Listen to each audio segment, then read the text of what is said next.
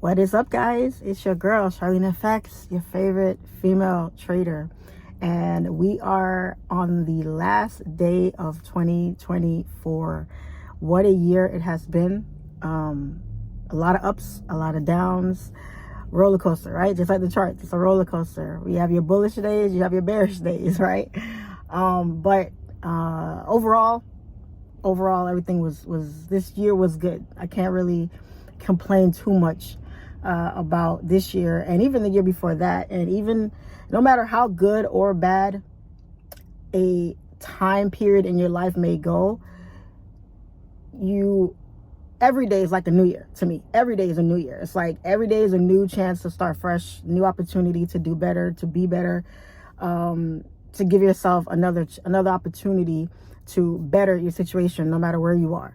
So I'm looking forward to 2025. I can't wait. I ain't partying, no parties this year. I went to party last year, party before that. This year, I'm just chilling at home with the family, bringing it in, and really looking forward to making 2025 another good year. So, getting into this video. So this video, guys, I was supposed to put this video out probably like 2.5 years ago. I was supposed to put this video out.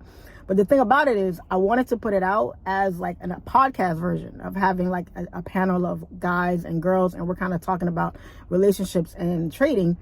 But the thing is, it was really hard for me to find, first of all, other female traders around me that I could ask to be on the panel. And the guy traders, obviously, the guy traders are everywhere. That was easy, but having the female side was difficult. So I had a hard time putting that vision together. So I was like, you know what? It's about time that I put this out. I'm just gonna put it out in a regular vlog version, and hopefully it does well. And maybe at some point I can put out another video on this topic when I do have, what I'm looking for to make that vision, come to life. So for now, guys, y'all gonna have to stick to these regular vlog, and I'm gonna make it kind of in a story time / vlog style to make it fun, because I know you guys really like my story times. So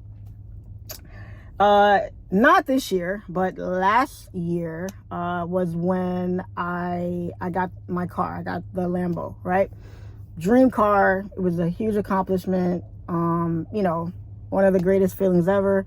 And, it was really, feeling of, fulfillment. Like, this is really cool. I was able to accomplish something that I really wanted to do. But as you guys should know, right? Whenever good things happen to you, it can come with a little bit of bad. It can come with a little bit of, highs and lows, right? So even though now, I'm very much, used to this car, it's not as glamorous to me as it used to be. I don't get as much, I don't know what's the word I'm looking for. I don't get as much joy from it as I used to, right? Because I'm used to it now. It's almost like when you start trading and you start making money and you're doing really well and you're making, big days on the charts, profit-wise. After a while, you get so used to it that the 5K, 10K, 15K days don't really hit the same anymore, because it's kind of become like a regular thing to you now. You know what I mean? So it's kind of translated into this. So I say all that to say, guys, that even though it was a great accomplishment getting the car and, being able to check that off my list, the downside to it was it affected other parts of my life. And a big part of it was my dating life, right? My dating life took a major hit. Now, the year, was it the year that I got this car or the year after? I think it was the year after I got, no. The year that, it was the year of, I believe. So the year of that, when I got the car, I was maybe a couple of months removed from my last relationship. And when when my family and friends, close friends, found out that I got the car, one particular person said to me, she's like, Charlene, I'm happy for you. This is great. This is awesome. So motivating. Everything is popping. But if you don't already know this, I'm going to tell you this now. And she said, this is huge, right? But your dating life is going to take a hit. And I'm like, what do you mean? What do you mean? She says, your dating life is going to take a hit because That's not a regular car. You know, this is not a regular, you know, regular car that you see driving on the street and it's a regular thing. If you pull up to a store, or you pull up to a gas station, or you pull up, you know, anywhere, people are going to be looking. And if there's a potential prospect out there of a guy who, you know, likes you, whatever the case, and he sees you come out of that car or get into that car, it's intimidating. You know, it might cause people to pull back, not really say anything. You know, even the most confident guys have their boundaries, have their limits, you know, so it's tough. So she was like, look, you're doing big things. It's great. You know, you're going to do great things. You're going to continue doing great things, but just know that the higher up that you get up there in success and in your ladder, the harder the dating pool becomes smaller and smaller and smaller for you. And you're going to have to deal with that. And she was right. You know, she was very right, because on one hand, I was very happy with, you know, I am very happy with where I am in my life, but on the other hand, it has its downsides as well, because you know, the life that I lead, where, you know, I'm a entrepreneur, I'm a day trader, I you know, I make really, you know, good money. You know, I don't have any kids. You know, I'm still young. You know, I'm gorgeous. I'm attractive. I'm family oriented. You know, I'm intelligent. I'm well spoken. I have all these great aspects, all these great attributes, right? Almost a total package, right? But yet it's so hard to meet the right person. It's so hard to really get out there and have the right guy approach you and feel confident in that entire scenario. It's difficult. It really is. So I have, you know, my own rule where I don't date people who know me off social media. I just don't. It's just my thing. I've had I won't say too many, but I've had enough bad experiences with it. So at this point, I'm like, nah, I'd rather meet somebody organically. I'd rather, you know, meet somebody who knows me for me, right? Not for what they know about me on social media or whatnot. So something that's rarely talked about in our niche amongst the females, because the female trading pool is very, very small compared to the male, right? The male, you know, it's a male dominated field. So the guys out there, I feel like the guys have it way, way, way easier than the females do, because as a man, I won't say it's acceptable. Everybody's accepted to have, you know, to have money. But as a man, it's like, it's a great thing when you are well off financially. You know, you're expected to provide. You're expected to play a certain role. You're expected to be the protector, the provider, all of that good stuff, right? So when you have, you know, the great career, when you have either great income, when you have, you know, all those other attributes that make a guy attractive in a woman's eyes, it's easy. You know, when you drive a nice car, or you live in a nice, you know, a nice condo, or have a nice house, or, you know, you carry yourself really well and things like that. It's very easy, because those are things that are kind of expected in a certain way, and it makes you that much more attractive. And it, you know, women are attracted to that kind of thing. So women kind of flock to the guys that are like that. But when it's the other way around and the woman is in that position, the men kind of pull back. They pull back because they don't feel confident enough. They feel, you know, beneath the woman. They're not, you know, they're maybe, whatever the case might be, right? So it's very, very, very difficult. So for my ladies out there that are trading, that really want to become successful, those of you that are already successful, maybe not in trading, but in other fields, some of you guys may be able to relate to the hardship of being a successful woman and your dating pool being very, very small. You're going to come across guys who, it's one of two things, right? You're going to have the one guy, the A guy, because the A guy and the B guy, right? You have the alpha and you have the beta, to me. The alpha guy is the guy who's full of, you know, who's up there. He's got confidence. He's got everything. You know, he may not make what you make. He may not have all the bells and whistles that you have, but he's got enough to still make himself attractive in your eyes and still feel adequate when it comes to you, right? That's the alpha. Then you have the beta. You have the beta guy who's not that confident, who really doesn't have it all together, but he looks at you like, okay, she's a meal ticket, or she's a come up, or I might not be where she's at, but if I attach myself to her in different ways, I could maybe get to where she's at and then go after the girl I really want once I get put on. Okay, so you have guys that are like that. You're the alpha, you're the beta. So with all that being said, I just want to preach that dating as a whole is not easy, right? Nobody, especially when you're coming out of a relationship, what keeps, you know, what keeps you wanting to hold on to that feeling, even if your relationship wasn't the best, you know, even if you had ups and downs, and you know, maybe the relationship wasn't good for you, right? And it ended whether you broke up with the person or they broke up with you. The point is the relationship wasn't good for you, but you wanted to hold on to it because you probably felt like, damn, I don't want to start over. I built something with this person, and you know, I'm at a certain age or whatever the case may be. We have kids, or you know, we had a marriage, or whatever the case might be. You just don't want to start over, right? You have that aspect of it. But then you got to think about why you want to hold on to it. What is the whole reasoning behind that? If you're not happy and you weren't happy in that relationship, why don't you want to let it go? Why don't you want to move on? And it's solely because of one thing. You just can't see yourself finding someone else. You can't see yourself finding better. You can't see yourself like having you think of the good times and the good feelings that this person gave you. It's hard to think of getting that with someone else. So you just want to hold on to that feeling. And even if you know the relationship is not good for you and you're not happy, that feeling of unhappiness is better than being by yourself. So you're like, you know what? F it. I'll just stick with this and see what happens and hope for the best. Hope the person changes, hope our situation changes, and hope for a miracle, you know? And that's kind of, you know, what sucks about it. So with me in particular, guys, and this is a little story time for y'all real quick.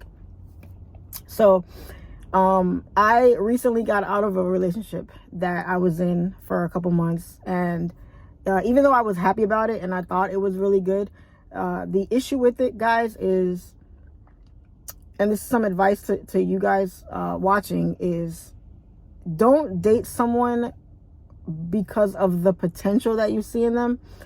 Date who they show you them to be, right? Too many times we like to give people the benefit of the doubt.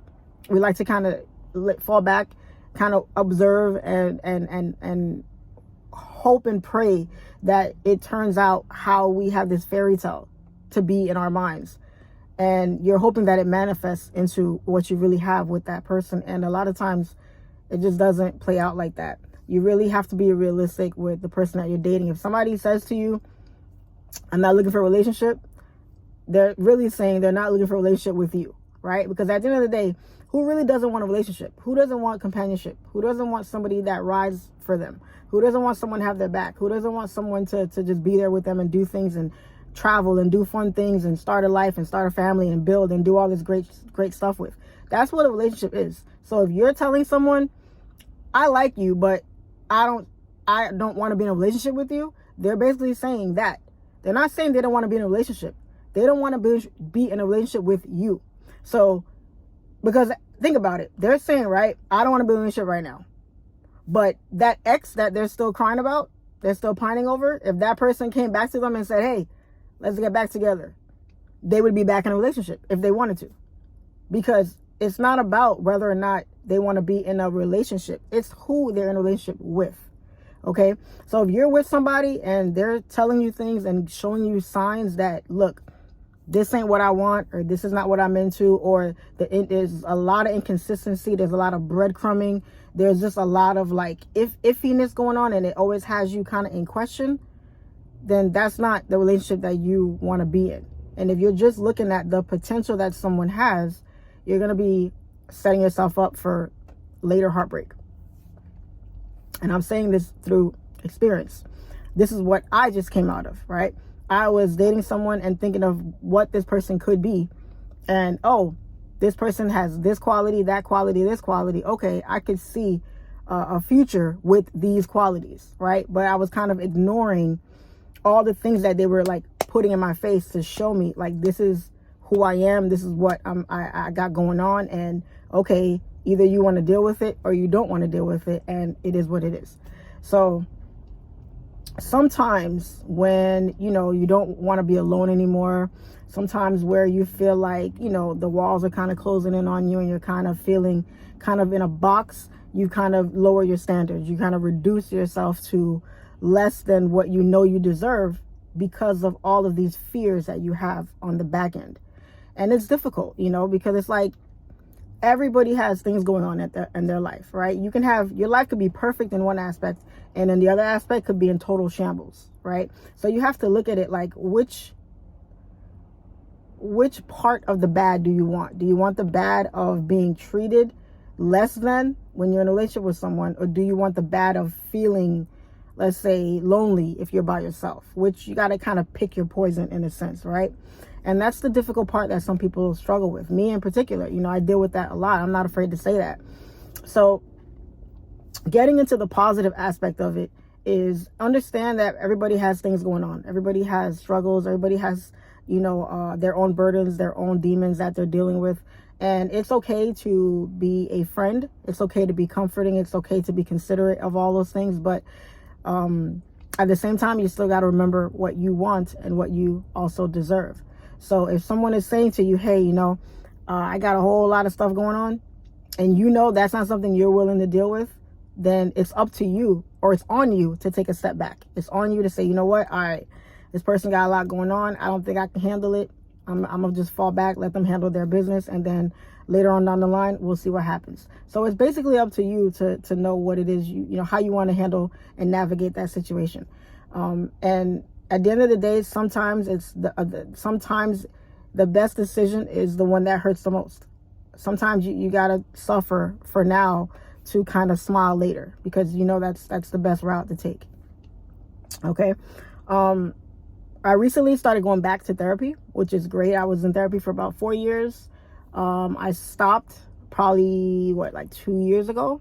I stopped 2 years ago, and I recently went back to kind of go through, you know, my progress and kind of revisit some things to help me kind of navigate, to, you know, heal from certain things that I haven't yet healed from, and new challenges and things like that. So if you guys haven't tried therapy and you're going through a lot of things and you don't have anybody to talk to, I highly recommend getting a therapist, because it can really help. Okay. So sidebar. Something my therapist helped me realize recently was, I was telling her that every time I would find myself aiming or searching hard for a relationship, it was so hard for me. I was always meeting people who had baggage, people who had drama, you know, people who weren't genuine, you know, just all types of problems. I'm like, damn, like, you are what you attract, right? So why do I keep attracting people that have drama? You know what I'm saying? And it was like, they can't, the saying goes, right? They say the saying goes, you usually attract the people that can help someone or can help somebody heal, or whatever the case may be. Usually attract people that are troubled, because it's God kind of placed it in you to kind of help them through their struggles, right? But for me, I was like, well, damn, you know, enough already. You know what I'm saying? So she made it apparent to me. She was like, Charlene, you know, the last couple of years that I was going to her, she said to me, some of your best relationships that you formed came out when you weren't looking for a relationship, number one. And number two, when you just focus on a friendship. Because there have been people that I have fallen into, like I started falling for, developing feelings for people that when I first met them or knew them, I wasn't even checking for them like that. But over time, you start to talk and, you know, hang out and stuff. And then over time, you know, feelings start to develop.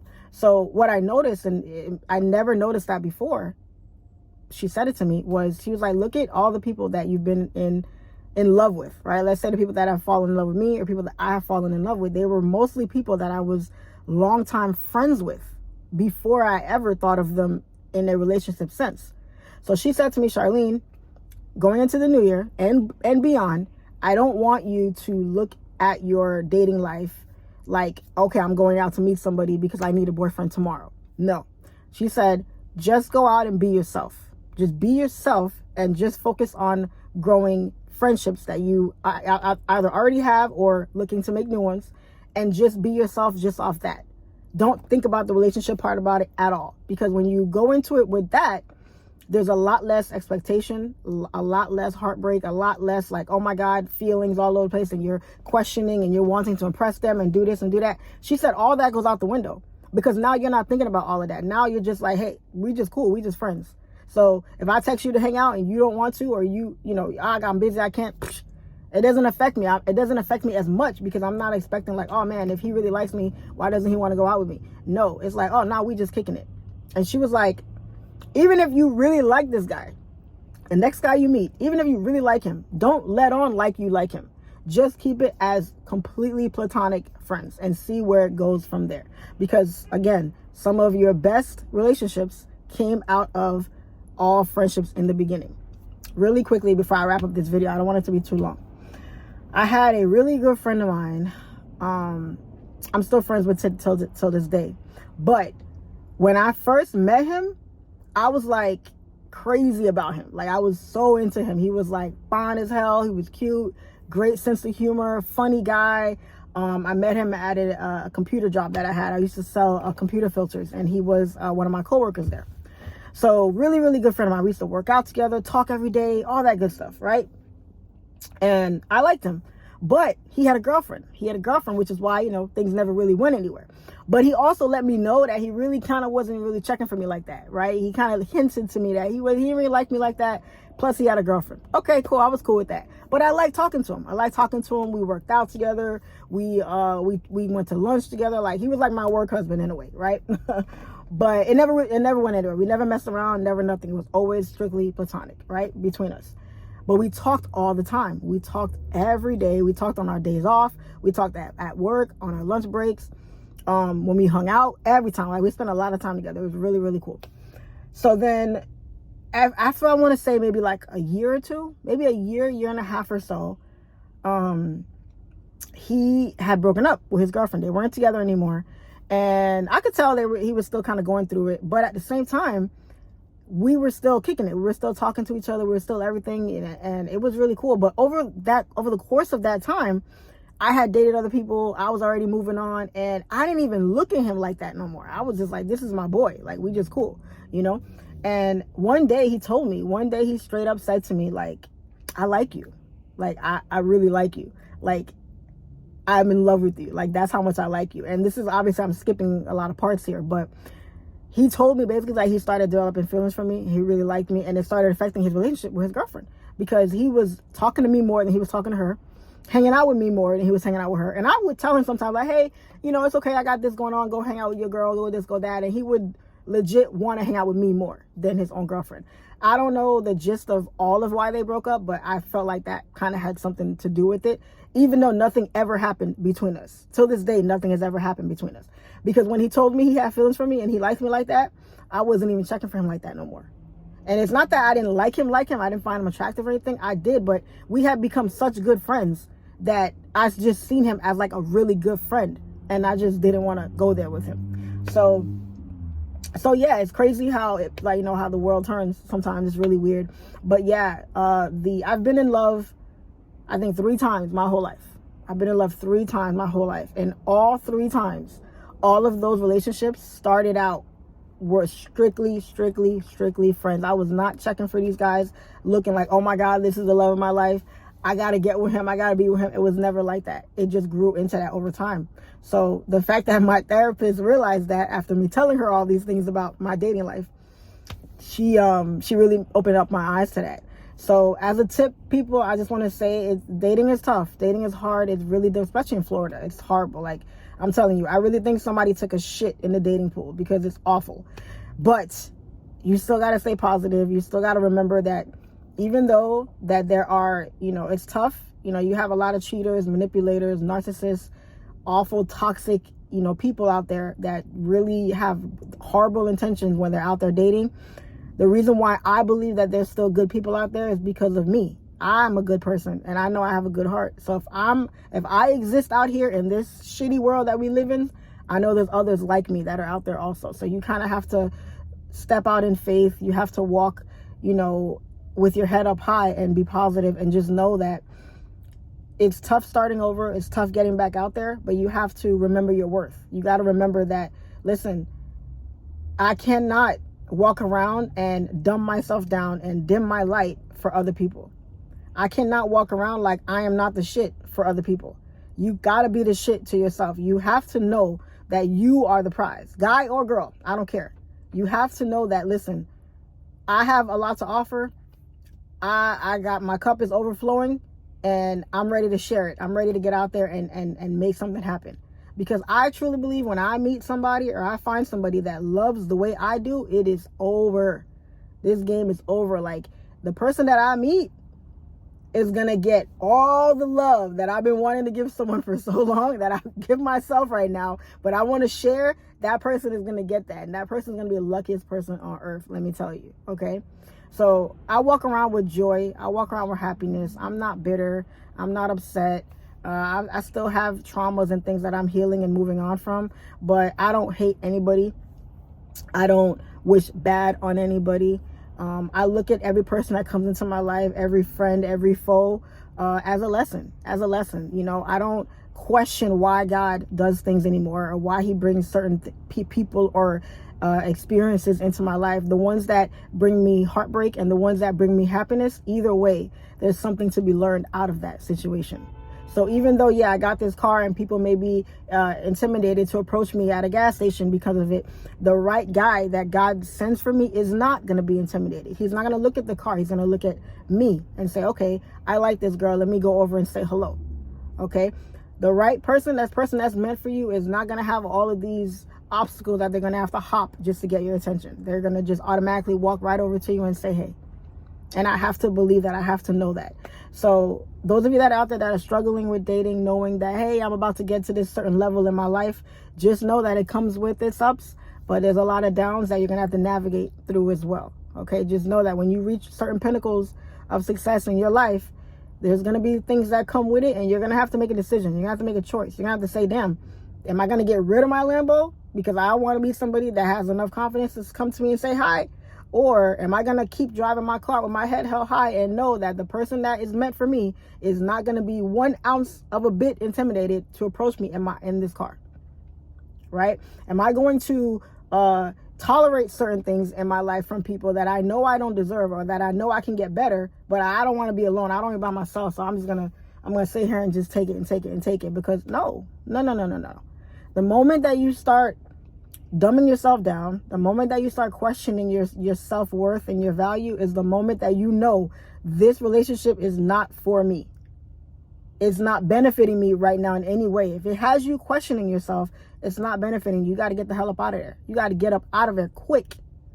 There's no more, at this point, there's no more questioning. Now it's like, okay, I got to get out of here. Because if I know I'm doing the right thing, and I'm bringing joy or benefit to this person's life in some kind of way, and they're bringing me nothing but heartbreak back, yeah, we're not on the same page, and we got to separate. It doesn't mean one person's bad, one person's good. It just means you guys aren't good for each other. Because sometimes, guys, great things and great people aren't for everybody.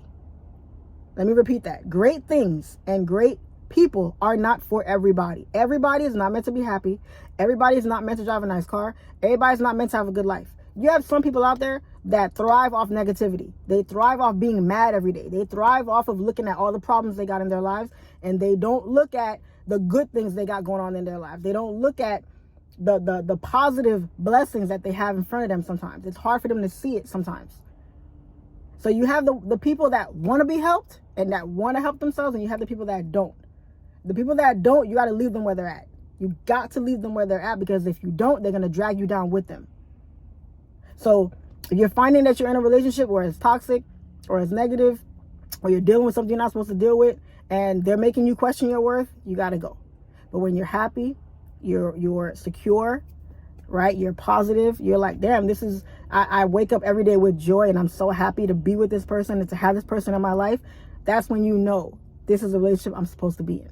But if I'm nervous that every day you're mad about something, every day you're sad about something, or you're dealing with this, or every day is something new going on in your life, or there's always problems and there's never like anything good, anything happy, anything positive, anything problem solving, anything like that, it's going to drag you down. It's draining. It's so draining. I don't know how many friends and family I have cut off because of that. And I know, because I used to be like that. I used to be that negative person, and I'm not anymore. I'm not anymore. I have to be positive. I got to look at the glass half full instead of glass half empty. Now, again, a lot of people are going through a lot of things, so you have to be considerate of that. But at the same time, you cannot risk your own happiness and your own mental health with someone else dragging you down with their things and their problems. They got to want to be better and do better and realize, you know, there's a big world out there. Tomorrow always brings another opportunity, a better day. And there's a God out there. There is a God out there that has better for you, that wants better for you. And not just for you, but for everybody around you as well. So with all that being said, guys, I didn't want this video to be too long. I look forward to 2025. I don't know what the future holds for me, but I know it's going to be something good, something great. And I look forward to bigger and better things happening in all aspects of my life. I know it's not going to be hunky-dory every single day, but I know for the most part, if I wake up that day, then I woke up with a purpose. And I know that God has something good in store for me. So I have no choice but to be happy and to be thankful for all the blessings that I have. So with all that being said, guys, I wish you all a very, very, very happy and safe and prosperous new year. Keep me posted. Drop a comment, drop a like below. Let me know what you guys are looking forward to. Let me know some of the struggles that you guys have been dealing with in your dating life, because I love to hear the stories. I love to read the comments. And let's see if we can all connect on that same level and help each other out. And once again, if you have not tried therapy and you're going through stuff, you know, around this time of year is tough. New Year's, holidays, suicide rate is high. Loneliness is high. Depression is high. Reach out to somebody, call somebody, text somebody. Hey, just checking up on you. Shoot them a quick text. Tell a family member you care about them, you love them, you miss them. Sometimes just that alone can change the day for somebody. Can change their whole mood sometimes. Just knowing that somebody's thinking about them. All right, y'all. So y'all are great. We had a great year on the charts. I can't wait for next year, 2025. It's going to be a movie. Nothing but blessings. So I appreciate you all from the bottom of my heart. Happy New Year. And as always, it's your favorite female trader, FX. And I'll see you guys next year. Peace and love.